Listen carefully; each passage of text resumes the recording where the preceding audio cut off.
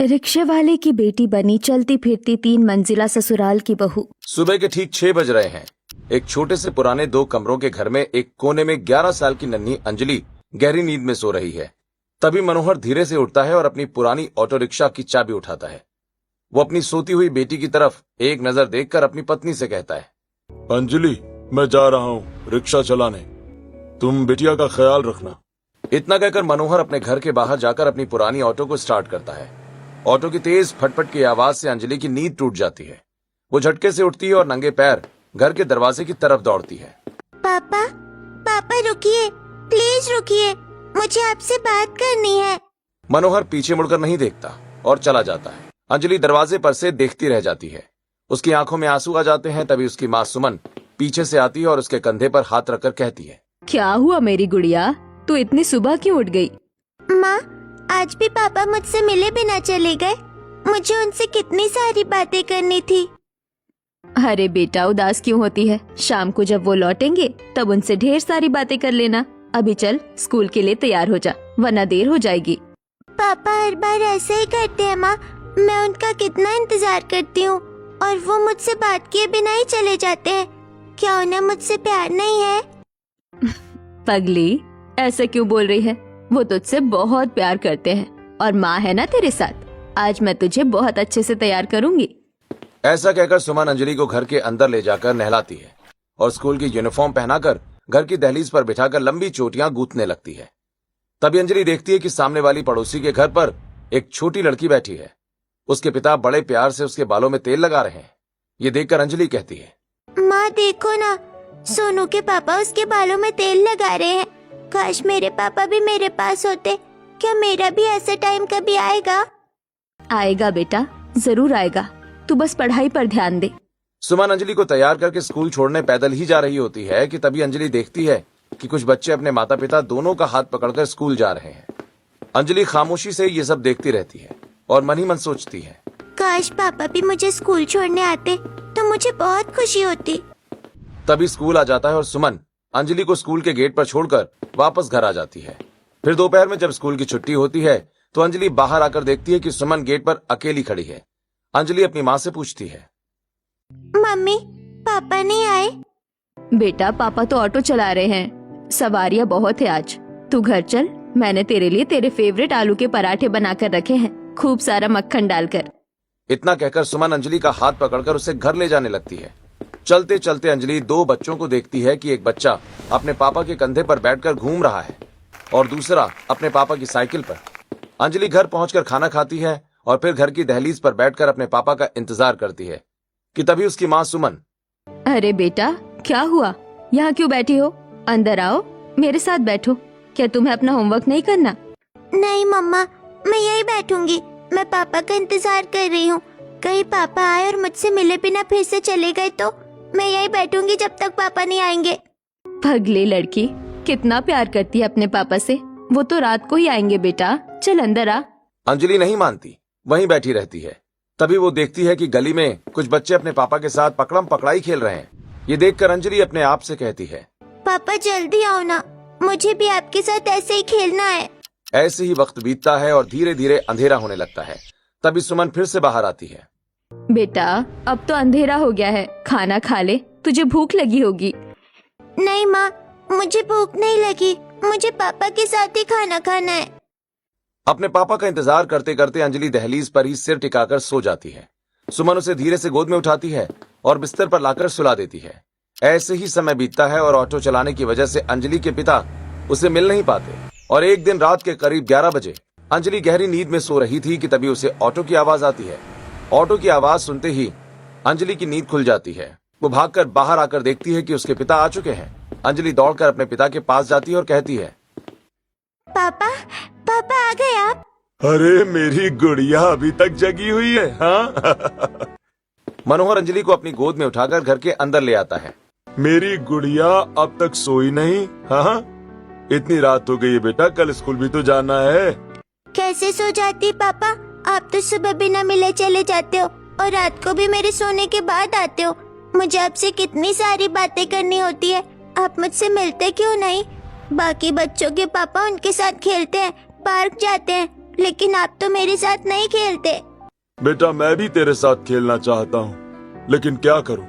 अगर मैं ये काम नहीं करूँगा तो हमारा घर कैसे चलेगा? तेरी स्कूल की फीस, घर का राशन, ये खाना, ये सब कैसे आएगा बेटा? तेरे अच्छे भविष्य के लिए मुझे मेहनत तो करनी ही पड़ेगी ना बेटू। पापा, कितना अच्छा होता ना अगर हमारा चलता फिरता घर होता। जहाँ जहाँ आप जाते वहाँ वहाँ मैं भी आपके साथ रहती। हाँ बेटा, सचमुच बहुत अच्छा होता। पापा देखना, मैं बड़ी होकर खूब पढ़ूंगी और बहुत बड़ी अफसर बनूंगी। फिर मैं आपके लिए और मम्मी के लिए एक चलता फिरता घर बनाऊंगी, 3 मंजिल का घर। आप जहाँ भी काम पर जाओगे हमारा घर भी आपके साथ चलेगा। हम सब हमेशा साथ रहेंगे और आपको कभी हमसे दूर जाने की जरूरत नहीं पड़ेगी। पगली कहीं की, ऐसा कहीं होता है क्या? चलता फिरता घर आज तक कभी बना है क्या? आज तक ऐसा घर नहीं बना, लेकिन मैं ऐसा घर बनाऊंगी। ये सुनकर मनोहर और सुमन एक दूसरे को देखकर मुस्कुराते हैं। समय का पहिया घूमता है और यही सपना लिए अंजलि बड़ी हो जाती है और अब वो कॉलेज में दाखिला ले लेती है। उसके पिता मनोहर अब बूढ़े हो चुके थे, लेकिन आज भी अपनी पुरानी रिक्शा से ही घर चलाते हैं और अंजलि अब भी उनसे अक्सर नहीं मिल पाती। ऐसे ही एक दिन अंजलि कॉलेज के लिए निकल रही होती है कि तभी देखती है कि उसके पापा सो रहे होते हैं। अंजलि अपने पापा के पास जाकर बैठती है और कहती है, पापा, मुझे अपना सपना अभी याद है। मैं आपके लिए चलता फिरता घर बनाऊंगी ताकि आपसे रोज मिल सकूं। पास खड़ी सुमन ये सुनकर कहती है, बेटा, सिर्फ अपने पापा के ही साथ रहोगी, मेरे साथ नहीं? अरे माँ, मैं तो हमेशा ही आपके साथ रहती हूँ। आपके साथ रहकर ही मेरा बचपन बीता है। बस अगर नहीं रह पाई तो पापा के साथ, इसीलिए मुझे पापा के साथ रहना है। इतना कहकर अंजलि अपना बैग उठाकर अपनी माँ से कहती है, ठीक है माँ, आज मुझे अपनी फाइल भी जमा करनी है, मैं चलती हूँ। इतना कहकर अंजलि अपना प्रोजेक्ट लेकर कॉलेज के लिए निकल जाती है और कॉलेज पहुंचकर क्लासरूम में बैठ जाती है। जिसके बाद क्लास स्टार्ट होती है। फिर प्रोफेसर खन्ना अंजलि से कहते हैं, अंजलि ये क्या है? मैंने दुनिया बदलने का कॉन्सेप्ट मांगा था और तुम ये क्या कोई खिलौना बनाकर लाई हो? एक घर जिसमें पहिए लगे हैं, भला इससे दुनिया कैसे बदलेगी? सर, ये सिर्फ एक घर नहीं है, ये एक चलता फिरता 3 मंजिला घर है। ये उन लाखों लोगों के लिए है जो अपनी रोजी रोटी कमाने के लिए महीनों और सालों तक अपनी फैमिली से दूर रहते हैं। इस घर के जरिए काम और परिवार कभी अलग नहीं होंगे। आप जहाँ भी काम पर जाएंगे, आपका घर और आपकी दुनिया आपके साथ चलेगी। क्या बकवास है? तुम कहना चाहती हो कि सड़कों पर घर घूमेंगे? अगर घर सड़कों पर घूम रहे होंगे तो फिर गाड़ियां कहाँ चलेंगी? आसमान में? ये पूरी तरह फालतू आइडिया है। ये सुनकर पूरी क्लास अंजलि पर हंसने लगती है, लेकिन अंजलि निराश नहीं होती, बल्कि वो मन ही मन सोचती है, सर, आज आप भले ही हंस रहे हो, लेकिन एक दिन ये सपना जरूर पूरा होगा। ये सपना सिर्फ मेरे लिए नहीं, ये मेरे पापा के लिए है, जिन्होंने अपनी पूरी जिंदगी हमसे दूर रहकर हमें पालने में लगा दी। मैं उनके लिए ये करके रहूंगी। अपनी इस बकवास थ्योरी को बाहर ले जाओ अंजलि। मुझे इस पर कोई ग्रेड नहीं देना। नेक्स्ट। प्रोफेसर के ऐसा कहने पर अंजलि अपना मॉडल उठाकर क्लास से बाहर निकलकर कॉरिडोर में खड़ी हो जाती है। तभी वो देखती है कि एक लड़का चोरी छिपे डीन के कमरे में घुस रहा है। अंजलि ये देखकर हैरान हो जाती है। फिर कुछ देर के बाद डीन बाहर आकर कमरे को बाहर से ताला लगा देते हैं और वो लड़का अंदर ही बंद हो जाता है। ये देखकर अंजलि मन ही मन सोचती है, अरे, वो लड़का तो अंदर ही रह गया। डीन सर ने तो ताला लगा दिया है, अब वो बाहर कैसे आएगा? तभी वो देखती है कि वो लड़का परेशान होकर खिड़की से हाथ हिला रहा होता है। हे भगवान, कॉलेज में तो आज के बाद 4 दिन की छुट्टियां हैं। अगर ये बाहर नहीं निकला तो ये अंदर ही फंस जाएगा। मुझे इसकी मदद करनी पड़ेगी। ये सोचकर अंजलि वहीं खड़ी रहती है और फिर जैसे ही कॉरिडोर खाली होता है, अंजलि डीन के ऑफिस में पहुंचती है। इधर उधर देखती है और एक भारी पत्थर उठाकर ताले पर मारती है। 2-3 कोशिशों के बाद ताला टूट जाता है और राज झटके से दरवाजा खोलकर बाहर आता है और कहता है, ओ भाई, थैंक गॉड, तुमने मुझे बचा लिया यार, वरना तो आज मैं गया था। अंजलि वहां से जाने लगती है कि तभी राज कहता है, अरे अरे, जाने से पहले मुझे अपना नाम तो बता दो। मैं जा रही हूँ। अगर किसी ने मुझे तुम्हारे साथ यहाँ देख लिया तो मैं फालतू में फंस जाऊंगी। अरे रुको तो, कम से कम थैंक यू तो बोलने दो। कोई थैंक यू की जरूरत नहीं है, बस दोबारा ऐसी मुसीबत में मत पड़ना। इतना कहकर अंजलि वहां से चली जाती है। राज उसे जाते हुए देखता रह जाता है। फिर अंजलि घर पहुंचती है और अपनी माँ को अपने प्रोजेक्ट के बारे में बताती है। और कॉलेज में जो कुछ हुआ उसके बारे में भी बताती है। ये सुनकर सुमन कहती है, बेटा, मुझे ये सुनकर अच्छा नहीं लगा कि कॉलेज में सब तुझ पर हंस रहे थे। हंसने दो माँ, जिस दिन मैं अपना ये प्रोजेक्ट रेडी करूंगी उस दिन सभी मेरे लिए तालियां बजाएंगे। ऐसे ही फिर कॉलेज में छुट्टियां हो जाती हैं और देखते ही देखते छुट्टियां खत्म भी हो जाती हैं। कॉलेज दोबारा खुलता है। अंजलि लाइब्रेरी में बैठी कुछ किताबें ढूंढ रही होती है। तभी वहां राज अपने दोस्त को ढूंढते हुए आता है और उसको देखकर, अबे साले, मैंने पूरा कॉलेज छान मारा और तू यहाँ बैठा है। ओए मिस्टर राज, ये लाइब्रेरी है, मछली बाजार नहीं। अगर बकवास करनी है तो बाहर जाओ, यहाँ बच्चे पढ़ने आते हैं। अरे तुम यहाँ बैठी हो? मैं तुम्हें पूरे कॉलेज में ढूंढ रहा था और तुम यहाँ आराम से पढ़ रही हो। शांत हो जाओ, यहाँ शोर मत मचाओ वरना तुम्हें बाहर निकाल दिया जाएगा। तुम बाहर चलो मेरे साथ, मुझे तुमसे ना बहुत जरूरी बात करनी है, प्लीज। राज जबरदस्ती अंजलि को लाइब्रेरी से बाहर कॉलेज के गार्डन में ले आता है। फिर वहां दोनों बैठते हैं और राज अंजलि से कहता है, hey seriously thank you so much. उस दिन तुमने मुझे नहीं निकाला होता ना तो आज मेरा क्या होता मैं सोच भी नहीं सकता। कोई बात नहीं। वैसे तुम उस दिन वहाँ कर क्या रहे थे? वो एक्चुअली मेरे एक फ्रेंड का बहुत जरूरी डॉक्यूमेंट अंदर रह गया था। वो बेचारा डर रहा था तो मैंने सोचा मैं निकाल लाता हूँ, पर किस्मत खराब थी। By the way, my name is Raj. तुम बहुत अजीब हो। खैर, अब मैं चलती हूँ। अरे रुको, अपना नाम तो बताती जाओ। अंजलि बिना नाम बताए वहां से चली जाती है। ऐसे ही 2 दिन बीतते हैं और एक दोपहर अंजलि कॉलेज की कैंटीन में कोल्ड ड्रिंक लेने जाती है। तभी वहां राज भी पहुंच जाता है और अंजलि को देखकर कहता है, व्हाट अ कोइंसिडेंस, ये तीसरी बार है जब मैं इस कॉलेज में आया हूँ और तीनों बार तुमसे मुलाकात हो गई, जबकि मैं इस कॉलेज में पढ़ता भी नहीं हूँ। तुम इस कॉलेज में नहीं पढ़ते तो फिर यहाँ रोज क्या करने आते हो? शायद यूनिवर्स हमें मिलाने की कोशिश कर रहा है बॉस। तुमने वो थ्योरी नहीं पढ़ी, जब यूनिवर्स 2 लोगों को कनेक्ट करना चाहता है तो वो उन्हें बार बार आमने सामने लाता है। मुझे लगता है कि हमें दोस्ती कर लेनी चाहिए। तुम क्या कहती हो? तुम बातें तो बहुत फिल्मी करते हो, पर ठीक है, सिर्फ दोस्ती, उससे ज्यादा कुछ नहीं। मंजूर है। चलो अब कॉफी पीते पीते एक दूसरे के बारे में और जानते हैं।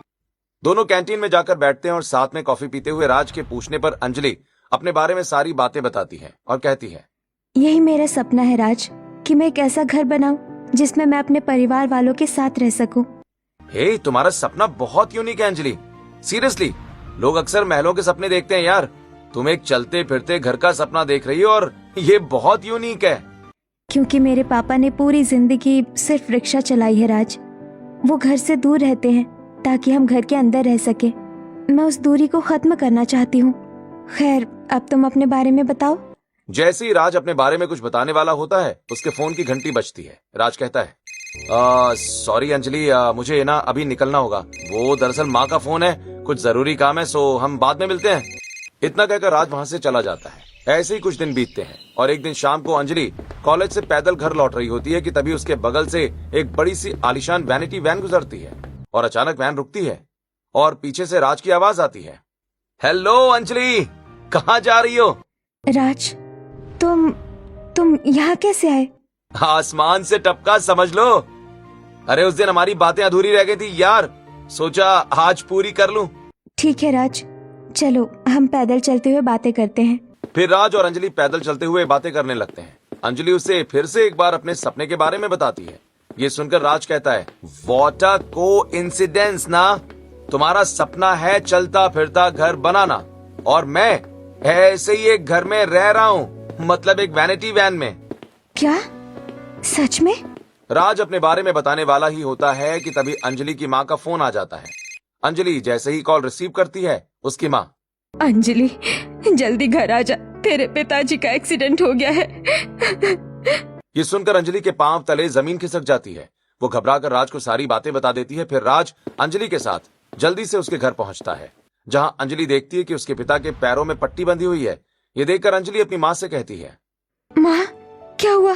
पिताजी को ये चोट कैसे लगी? बेटा, एक कार वाला तेरे पिताजी को ठोक कर चला गया। माँ, दुनिया में कैसे कैसे लोग रहते हैं ना, पैसा आने के बाद वो इंसान को इंसान समझना ही छोड़ देते हैं। अरे बेटा, कुछ नहीं हुआ, बस थोड़ा सा धक्का लग गया है। लेकिन पिताजी, आपको तो... वो सब छोड़, ये बता अंजलि, ये कौन है? माँ, ये राज है, मेरा दोस्त। नमस्ते अंकल, नमस्ते आंटी। घबराइए मत, सब ठीक हो जाएगा। बेटा बैठो, मैं तुम्हारे लिए चाय लेकर आती हूँ। इतना कहकर सुमन राज के लिए चाय पानी का इंतजाम करती है और राज वहीं बैठकर मनोहर की हालत और घर की तंगी देखकर महसूस करता है कि अंजलि के उस अजीब सपने के पीछे कितना गहरा दर्द और जिम्मेदारी छिपी है। थोड़ी देर के बाद राज अपने घर वापस आ जाता है और अगली सुबह वो काफी खोया खोया सा खिड़की के पास बैठकर बाहर देख रहा होता है। तभी राज की माँ आकर राज से कहती है, राज बेटा, तुम कल रात बहुत देर से आए और आज सुबह से इतने खामोश क्यों हो? क्या बात है? मम्मी मुझे आपसे एक बहुत जरूरी बात करनी है। मम्मी, मैं एक लड़की से मिला हूँ, उसका नाम अंजलि है। इतना कहकर राज अपनी माँ को अंजलि से मुलाकात के बारे में हर बात बताता है और कहता है, मम्मी वो बहुत अच्छी है, बहुत जिम्मेदार और सुलझी हुई, लेकिन वो किसी अमीर खानदान से नहीं है। उसके पापा एक रिक्शा चालक हैं और कल उनका एक्सीडेंट हो गया था। जब मैं उनके घर गया तो मैंने देखा कि वो लोग कितनी तंगी में रह रहे हैं, फिर भी उनके बीच कितना प्यार है। मम्मी, अंजलि का एक सपना है, एक चलता फिरता 3 मंजिला घर बनाने का, ताकि वो अपने माता पिता के साथ हमेशा रह सके। ये सारी बातें राज के पिता भी पीछे खड़े होकर सुन लेते हैं और कहते हैं, लेकिन बेटे, तुमने उस लड़की से मिलकर इतनी जल्दी शादी का फैसला कर लिया? क्या तुम्हें पूरा विश्वास है कि वो तुम्हारी पत्नी बनने के काबिल है? पापा, आखिर में आपका ही बेटा हूं ना। मैंने लोगों की पहचान आपसे ही करना सीखा है और मैं जानता हूं कि अंजलि बिल्कुल वैसी है जैसी मेरी पत्नी को होना चाहिए। और आप खुद सोचिए पापा, जिस लड़की का सपना उसके माता पिता के लिए चलता फिरता घर बनाने का हो, वो लड़की कितनी भावुक होगी। मुझे लगता है राज सही कह रहा है। आजकल ऐसी संस्कारी और माँ बाप का सोचने वाली लड़कियाँ कहाँ मिलती है। हमें एक बार जाकर उससे मिलना चाहिए। तो ठीक है, अगर तुम कह रही हो तो हम कल ही उनके घर चलेंगे रिश्ते की बात करने। फिर अगले दिन राज अपने माता पिता और अपनी बहन के साथ अंजलि के घर पहुंचता है। अंजलि दरवाजा खोलते ही हैरान होकर देखने लगती है। राज, तुम और ये सब? अंजलि घबराओ मत, ये मेरे मम्मी पापा हैं और ये मेरी बहन नेहा। राज अपने माता पिता के साथ घर के अंदर आता है। फिर राज की माँ अंजलि के माता पिता से शादी की बात करती है और ये सुनकर मनोहर कहता है, आप लोग तो इतने बड़े लोग हैं, भला हम गरीब आपसे रिश्ता कैसे कर सकते हैं? मनोहर जी, आप खुद को गरीब मत कहिए। आपने जिस बेटी की परवरिश की है वो अनमोल है। मेरा बेटा राज आपकी बेटी को बहुत पसंद करता है। आप अंजलि का हाथ मेरे बेटे के हाथ में दे दीजिए बस। वो लोग बातें कर ही रहे थे कि अंजलि बीच में ही बात काटते हुए कहती है, रुकिए, आप लोगों का बहुत धन्यवाद जो आपने मुझे इस काबिल समझा, लेकिन मैं चाहती हूँ कि मैं कमाऊँ और अपने माता पिता के लिए घर बनाऊँ। मैं ऐशो आराम के लिए शादी नहीं कर सकती। अगर मैं शादी करके चली गई तो मेरे माँ पापा का ख्याल कौन रखेगा? बेटी, मेरी बात सुन। मेरी ऐसी हालत हो गई है कि अब मैं रिक्शा नहीं चला सकता। मेरी इतनी औकात नहीं है कि मैं तेरी शादी किसी अच्छे घर में कर सकूं। जब तेरे लिए इतना अच्छा रिश्ता खुद चलकर आया है तो इसे मना मत कर बेटा। पर पापा, आपको पता है ना कि मैं आप लोगों से इतनी जल्दी दूर नहीं जाना चाहती। देख बेटी, बात मत काट मेरी। राज बहुत अच्छा लड़का है। तू हमारी चिंता छोड़, हम मर थोड़ी न रहे। तू खुश रहेगी तो हम भी खुश रहेंगे। मेरी आखिरी इच्छा समझकर ये रिश्ता मान ले बेटा। ये सुनकर अंजलि की आंखों से आंसू आ जाते हैं। वो राज की तरफ देखती है जिसकी आंखों में ईमानदारी थी। फिर अंजलि रिश्ते के लिए हाँ कर देती है और फिर कुछ ही हफ्तों में धूमधाम से अंजलि और राज की शादी करवा दी जाती है। लेकिन शादी करने के बाद वो लोग वहीं खड़े रहते हैं। ये देखकर अंजलि कहती है, राज, हम कहीं जा क्यों नहीं रहे? यहीं क्यों खड़े हैं? इसलिए कि मेरे पास चलता फिरता घर है। हम घर के पास चलकर नहीं जाएंगे, घर हमारे पास चलकर आएगा। ये क्या बकवास कर रहे हो राज? घर भला हमारे पास चलकर कैसे आ सकता है? अरे भूल गई तुम? मैंने तुम्हें बताया था ना कि हमारे पास एक चलती फिरती वैनिटी वैन है। वो लोग ये बातें कर ही रहे थे कि दूर से हॉर्न की आवाज आती है और एक विशाल 3 मंजिला वैनिटी वैन जो किसी महल जैसी दिख रही थी वहां आकर रुकी। ये बिल्कुल वैसी ही थी जैसा अंजलि ने बचपन में सोचा था। तभी राज कहता है, यही हमारा घर है अंजलि, चलो अब कलश गिराओ और गृह प्रवेश करो। फिर अंजलि कलश गिराकर गृह प्रवेश करती है और अपना पहला कदम उस चलते फिरते ससुराल में रखकर अंदर आती है। अंदर जाती है। तभी नेहा अंजलि का हाथ पकड़कर बोलती है, आइए भाभी, मैं आपको आपका सपनों का महल दिखाती हूँ। नेहा अंजलि को वैन के अंदर ले जाती है, जहां पहली मंजिल पर एक आलीशान लिविंग रूम और अत्याधुनिक किचन था, और दूसरी मंजिल पर बेडरूम और एक छोटा सा लाइब्रेरी एरिया, और फिर तीसरी मंजिल पर जो सबसे अद्भुत थी, वहां एक खुला डेक और एक छोटा सा स्विमिंग पूल बना हुआ था। ये सब देखकर अंजलि हैरान होते हुए कहती है, नेहा, ये तो सचमुच जादुई है। मैंने तो बस कल्पना की थी, पर ये तो हकीकत से भी सुंदर है। पूरा घर घूमने के बाद अंजलि हॉल में आकर अपने सास ससुर के साथ बैठती है। तब प्रताप कहता है, बहू, अब बताओ कि तुम्हें अपना ये चलता फिरता 3 मंजिला ससुराल कैसा लगा? पापा जी, ये बहुत अच्छा है। इसमें सारी सुख सुविधाएं हैं, और ये तो मेरी सोच से भी ज्यादा अच्छा है। हम इसे कहीं पर भी लेकर जा सकते हैं। काश मेरे पास भी ऐसी वैन होती, तो मैं अपने पापा से दूर कभी नहीं रहती। बहू, अब हम भी तो तुम्हारा ही परिवार हैं। जाओ जल्दी से अपनी पहली रसोई पूरी करो। हम लोग आज ही अपने इस चलते फिरते घर से फैमिली ट्रिप पर निकल रहे हैं। इतना सुनकर अंजलि किचन में जाती है और खाना बनाना शुरू करती है, लेकिन तभी वो देखती है कि फ्रिज में कोई सब्जी ही नहीं थी। ये देखकर अंजलि अपनी सास के पास जाती है और कहती है, सासू माँ, रसोई में तो कोई भी सब्जी नहीं है। हमें बाजार से सब्जियाँ लानी होगी। अरे बहू, तुम भूल गई, तुम चलते फिरते ससुराल में हो। सब्जियाँ बाजार से नहीं, बाजार हमारे पास आएगा। निर्मला ड्राइवर को आवाज देकर गाड़ी को पास वाली सब्जी मंडी की तरफ मोड़ देने को कहती है, जिसके बाद वैन धीरे धीरे सब्जी मंडी की तरफ मुड़ी और सब्जी मंडी पहुंचकर वैन की बड़ी खिड़की खुलती है। सब्जी वाला सीधे वैन के पास आ जाता है। फिर निर्मला वहीं बैठे बैठे ताजी सब्जियां खरीद लेती है। अंजलि ये सब देखकर बोल पड़ती है, अरे वाह सासू माँ, ये तो कमाल है। आपको घर से निकलकर मंडी जाने की जरूरत ही नहीं पड़ी। हाँ बहू, जब से ये चलता फिरता घर बना है, मैंने कभी पैदल जाकर सब्जी नहीं खरीदी। अब तुम जाओ और हमारे लिए कुछ अच्छा बनाओ। फिर अंजलि सब्जियां लेकर किचन में जाती है और बड़े प्यार से खाना बनाती है। फिर डाइनिंग एरिया में सभी के लिए खाना लगाती है और फिर प्रताप खाना खाकर कहता है, वाह बहू वाह, तुम्हारे हाथ के खाने का स्वाद तो भाई लाजवाब है। भाभी, लगता है आप हमारा दिल जीतने ही आई है। भैया, आप बहुत लकी हो। हाँ नेहा, जैसे मेरा दिल जीता। तभी तो ये रिक्शे वाले की बेटी आज इस 3 मंजिला चलते फिरते ससुराल की बहू बनी है। चलो, इसी खुशी में हमें एक लंबी ट्रिप पर लेकर चलिए। इसी बहाने बहू का भी घूमना फिरना हो जाएगा। ये सुनकर अंजलि खुश हो जाती है और थोड़ी देर के बाद गाड़ी हाईवे पर दौड़ने लगती है। शाम का समय था। राज और अंजलि वैन की तीसरी मंजिल पर स्विमिंग पूल के पास बने रूम में जाकर अपनी कॉस्ट्यूम चेंज करते हैं और फिर दोनों स्विमिंग पूल में नहाते हुए मॉकटेल और ठंडी ठंडी हवा का मजा लेने लगते हैं। तभी राज कहता है, कैसा लग रहा है अंजलि? तुम्हारे गालों पर ये ठंडी हवा का एहसास कैसा है? राज, ऐसा लग रहा है जैसे कोई सपना देख रही हूँ, जैसे प्यार से किसी ने मेरे गालों पर हाथ फेरा हो। तभी अंजलि अचानक उदास हो जाती है और ये देखकर राज कहता है, क्या हुआ अंजलि? अचानक तुम्हारे चेहरे की हंसी कहाँ गायब हो गई? कुछ नहीं राज, बस ऐसे ही मुझे बहुत ठंड लग रही है। मैं जा रही हूँ। इतना कहकर अंजलि स्विमिंग पूल से बाहर निकलती है और कमरे में जाकर अपनी ड्रेस चेंज करके नीचे चली आती है। ऐसे ही रात होती है और फिर रात को अंजलि अपने कमरे में बैठी खिड़की के बाहर अंधेरी सड़क को चुपचाप देख रही होती है। उसे यूं खोया हुआ देखकर राज उससे कहता है, हे क्या सोच रही हो अंजलि? राज, मैंने कभी नहीं सोचा था कि चलते फिरते घर से सड़क और इस रात की चांदनी को देखना इतना खूबसूरत हो सकता है। अंजलि, जैसे जैसे गाड़ी आगे बढ़ती जाएगी तुम्हें ये नजारे और भी खूबसूरत लगते जाएंगे। बस तुम देखती जाओ। ऐसे कुछ दिन और बीतते हैं और एक दिन अंजलि की सास, ससुर और ननद छत पर स्विमिंग पूल में नहा रहे होते हैं। उसी समय अंजलि अपने कमरे में बैठकर अपने पति का हाथ पकड़कर उससे बातें कर रही होती है। क्या देख रहे हो राज? कुछ नहीं अंजलि, बस तुम्हारी आंखें देख रहा हूँ और सोच रहा हूँ कि बाहर का नजारा ज्यादा खूबसूरत है या फिर तुम्हारी आंखें। क्या? कुछ भी।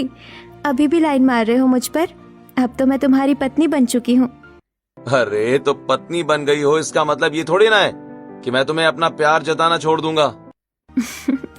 हाँ हाँ, बड़े आए हीरो बनने वाले। वो तो मैंने अपने पापा के समझाने पर शादी के लिए तैयार हो गई। अंजलि अपने पापा का नाम लेते ही फिर उदास हो जाती है। ये देखकर राज कहता है, क्या हुआ अंजलि, तुम हंसते हंसते फिर उदास हो गई? कुछ नहीं राज, बस मुझे नींद आ रही है। ऐसा कहकर अंजलि सो जाती है। अगली सुबह जब उसकी आंख खुली तो गाड़ी एक झील के किनारे रुकी हुई थी।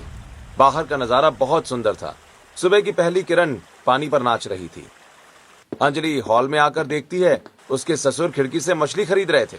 ये देखकर अंजलि कहती है, अच्छा तो पापा जी आज आप मछली खरीद रहे हैं, इसका मतलब है आज मछली बनेगी। हाँ बेटा, और आज मछली मैं और नेहा मिलकर बनाएंगे। इतना कहकर प्रताप और नेहा रसोई में जाकर फिश करी बनाने लगते हैं।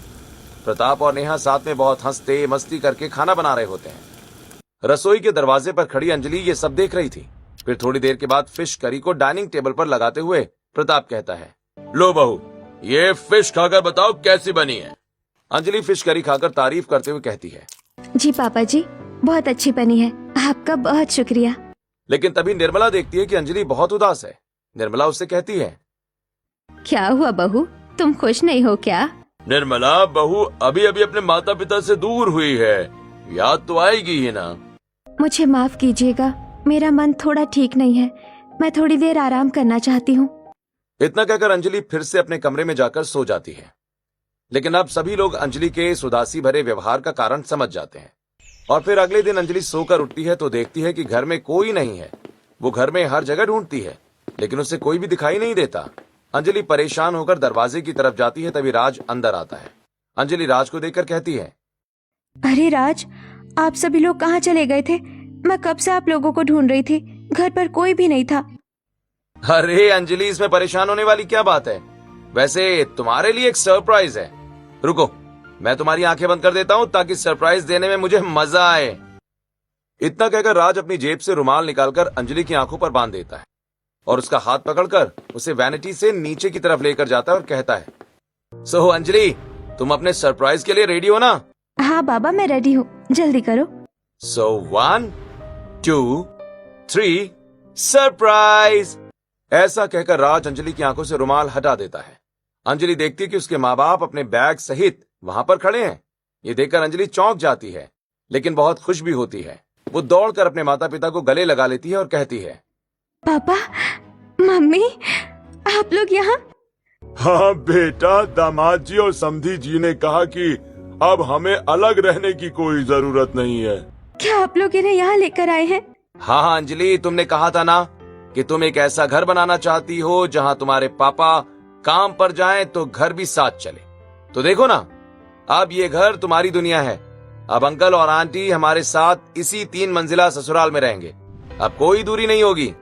लेकिन राज, वो सपना तो मेरा था और उसे मैं पूरा करना चाहती थी। देखो अंजलि, अब तुम और मैं अलग अलग नहीं हैं। जब तुम मेरे माता पिता के साथ रह सकती हो तो मैं भी तो तुम्हारे माता पिता के साथ रह सकता हूँ ना। तुम मेरे जीवन में खुशियां बनकर आई हो अंजलि, और तुम्हें खुश रखना मेरी जिम्मेदारी है। इसलिए हमारा ये फैसला कि आज के बाद हम सब साथ मिलकर रहेंगे।